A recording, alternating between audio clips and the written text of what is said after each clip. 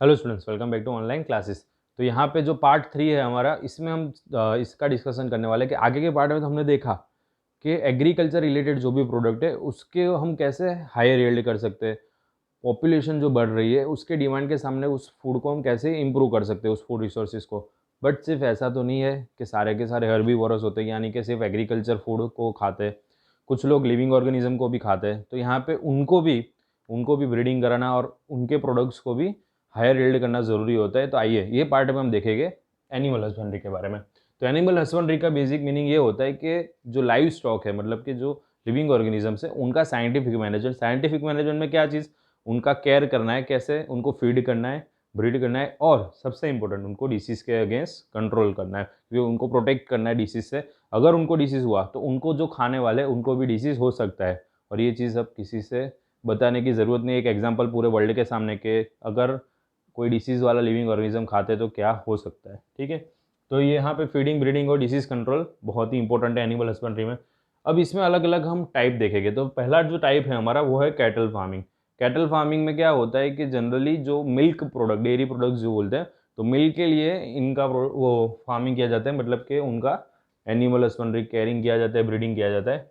और उसमें जो मेल होते हैं, फीमेल तो मिल्क देती है ड्यूरिंग ओनली लैक्टेशन पीरियड ना। ऐसा नहीं होता, कुछ लोग को ऐसे मिसकॉन्सेप्ट चलता है कि काव हो तो कभी भी मिल्क देगी।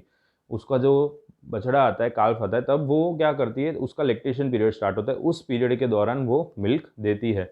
और उसमें जो मेल्स होते हैं, वो मेल जो है वो लेबर वर्क के लिए यूज़ होते हैं। जैसे कि आपने देखा होगा कि काट लगाता है, बुलोक काट होता है, फिर फार्म में भी उनको प्लफिंग के लिए यूज़ किया जाता है, तो वैसे। अब यहाँ पे साइंटिफिक नेम है, आप पढ़ चुके हो 9th में साइंटिफिक नेम। तो जैसे काउस का साइंटिफिक नेम बोस इंडिकस, और जो बफेलोस का है वो बॉस बुबालिस। और यहाँ पे जो लोकल इंडियन ब्रीड की अगर हम बात करें काउज में, तो जो फेमस है वो है रेड सिंधी साहिवाल। और भी है जैसे गिर काऊ भी है, फेमस है। ये बहुत है, यहाँ पे दो दो सिर्फ नाम लिखे। उसका एक और मैं आपको फन फैक्ट बता दूं कि ब्राज़ील जो है वहाँ पे उसका काफ़ी ज़्यादा इंपॉर्टेंस है गिर काऊ का। उसकी वजह से उसकी इकोनॉमी काफ़ी ग्रो हुई। और सिर्फ ब्राज़ील नहीं, काफ़ी साउथ अमेरिकन जो कंट्रीज है साउथ अमेरिकन कॉन्टिनेंट में आए हुए हैं, वहाँ पे इस गिर काऊ का बहुत ही इंपॉर्टेंस है, जो यहाँ से ही ले गए थे और गिफ्ट में दी थी यहाँ के किंग ने, ऐसी एक स्टोरी है। और उसकी वजह से क्या हुआ कि वहाँ के जो टेम्परेचर में उन्होंने एडेप्टेशन किया, काफ़ी उनके नंबर्स हुए गिर काऊ के, और वो काफ़ी ज़्यादा मिल्क भी देती है, उसका लैक्टेशन पीरियड भी लॉन्ग होता है। तो जैसे ये लोकल ब्रिड्स है, वैसे ही एक्जोटिक ब्रिड्स भी है, जर्सी, ब्राउन स्विस। ठीक है, अब इनका अगर क्रॉस ब्रीडिंग कराया जाए तो क्या होता है कि उसका जो लैक्टेशन पीरियड है वो और इंक्रीज होता है, और साथ में ये एडेप्टेशन भी कर लेता है क्लाइमेट में और डिसीज़ के अगेंस्ट। तो ये इम्प्रूव्ड क्वालिटी मिलती है हमें। ठीक है, और अगर इनको हमें केयर करना है तो सबसे ज़रूरी चीज़ क्या है कि इनको प्रॉपर फीड करना होगा हमें। विदाउट फीड कोई भी सर्वाइव नहीं कर पाएगा लिविंग ऑर्गेनिज्म। और वैसे भी काव, बफेलो, स्पेशली जो मिल्क एनिमल्स होते हैं जिसको मिल्क के लिए रखा गया है, उनको प्रॉपर डाइट देना बहुत ज़रूरी होता है। तो उनको जो डाइट दिया जाता है उसमें दो तरह का होता है, एक रफेज और एक कॉन्सेंट्रेशन, जिसमें एक में फाइबर ज़्यादा होते हैं, एक में फाइबर्स कम होते हैं। और जो उनके मिल्क के लिए जो न्यूट्रिएंट्स चाहिए वो इसमें मिल जाते हैं। तो इस हिसाब से फूड रिक्वायरमेंट ये दोनों चीज़ दी जाती है, ऐसा नहीं कि एक ही दो में से, ये दोनों चीज़ उनको दी जाती है, जिसकी वजह से मेंटेन रहता है उनका डाइट। ठीक है, चलिए अब नेक्स्ट टॉपिक पे आते हैं, पोल्ट्री फार्मिंग। पोल्ट्री फार्मिंग जो है ये फाउल्स, मतलब के हैन, उनके एग प्रोडक्शन और चिकन मीट के लिए किया जाता है। जो एग्स आमलेट आप जानते हो उसके लिए यूज़ किया जाता है। उसमें जो फेमस इंडिजीनियस फाउल जो है वो है असील, और एग्जोटिक जो है वो लेघॉर्न। ये दोनों का अगर ब्रीडिंग करा जाए तो जो क्रॉस ब्रीडिंग से जो मिलते हैं न्यू जनरेशन, उसमें ट्रेड्स में एक तो एडेप्टेशन हायर होता है काफ़ी ज़्यादा, मतलब वो कोई भी सिचुएशन में, कोई भी क्लाइमेट में जी लेता है। और वो प्रोडक्शन भी ज़्यादा देता है, मतलब नंबर ऑफ एग्स वो ज़्यादा देता है, चिक्स ज़्यादा देता है। तो इससे ये दो मेन बेनिफिट है।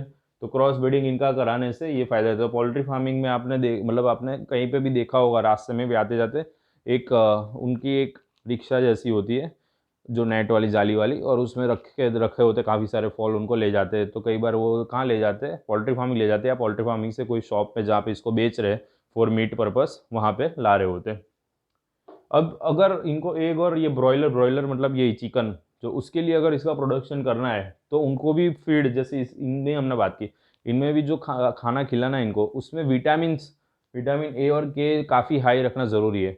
और वो जो खाते हैं उनमें भी यही विटामिन ज़्यादा, तो सीधी बात है ये लोग ये विटामिन ए और के ज़्यादा खाएंगे तो उनके बॉडी में भी वही होगा। तो विटामिन ए और के उनके फूड में रखना ज़रूरी है, तभी आपके पास विटामिन एम आएंगे, मतलब के मनी, मतलब ऐसे कमाना है अगर इनसे तो इनके खाने में ये चीज़ देनी ज़रूरी है, तभी ये जल्दी से ग्रो हो गए और साथ साथ में ये डिसीज़ के अगेंस्ट भी फाइट कर पाएंगे। और उनको भी जैसे हमारे जैसे हमें कैसे वायरस, बैक्टीरिया, प्रोटोजोआ, फंगी इन सब से डिसीज़ होते हैं पैथोजन से, वैसे इनको भी पैथोजन से डिसीज़ होते हैं। तो इसके अगेंस्ट उनको प्रोटेक्शन देने के लिए ऐसा क्लीन और हाइजीनिक एनवायरनमेंट देना बहुत ज़रूरी है, क्योंकि ये जो बर्ड्स होते हैं ना स्पेशली ये थोड़ा ज़्यादा गंदा करते हैं, तो इनको क्लीन और हाइजीनिक एनवायरनमेंट दोगे तो ये जल्दी बीमार नहीं पड़ेंगे। तो ऐसा एनवायरनमेंट देना काफ़ी ज़रूरी है। आप लोग को पता ना हो तो बता दूँ कि बर्ड्स जैसे स्पेशली ये पोल्ट्री फार्म्स जैसे होते हैं वहाँ से बर्ड फ्लू स्प्रेड होता है, वो भी एक काइंड ऑफ एपिडेमिक डिसीज़ है जो इनको होता है और इनकी वजह से फिर ह्यूमन में जाता है, उसे बर्ड फ्लू बोलते हैं।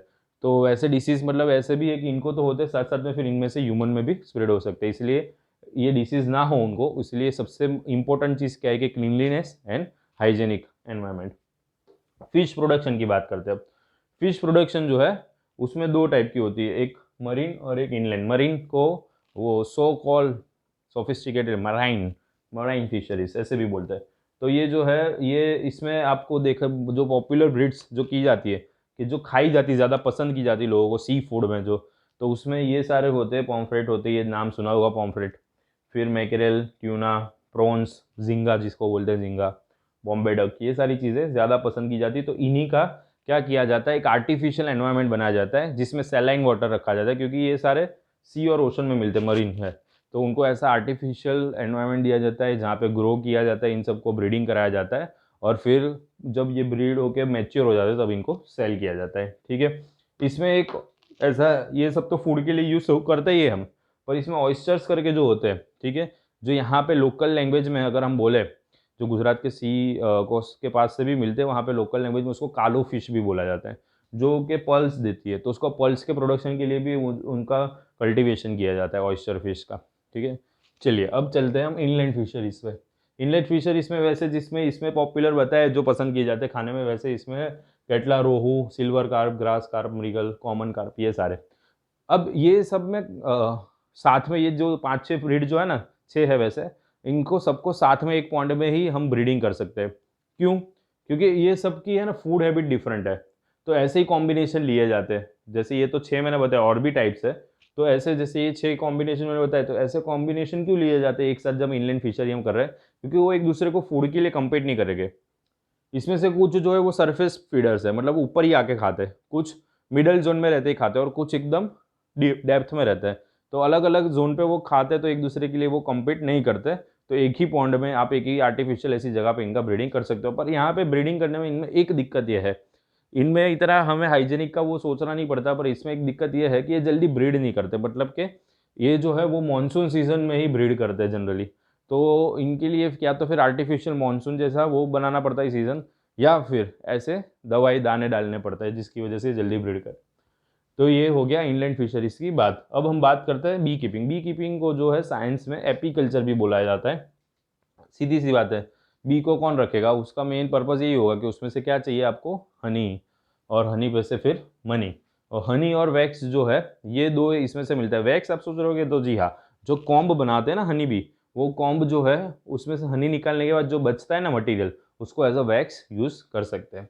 और इसमें अगर लोकल वैरायटी बात करें तो 3 लोकल वैरायटी है हनी बी की, जो कि एपिस सेरेना इंडिका, जिसको इंडियन बी भी बोला जाता है। यहाँ पे आगे ए डॉट लिखा है, मतलब सब में एपिस समझना, जैसे एपिस डोरसेटा मतलब कि रॉक बी, एपिस फ्लोरे मतलब कि लिटिल बी।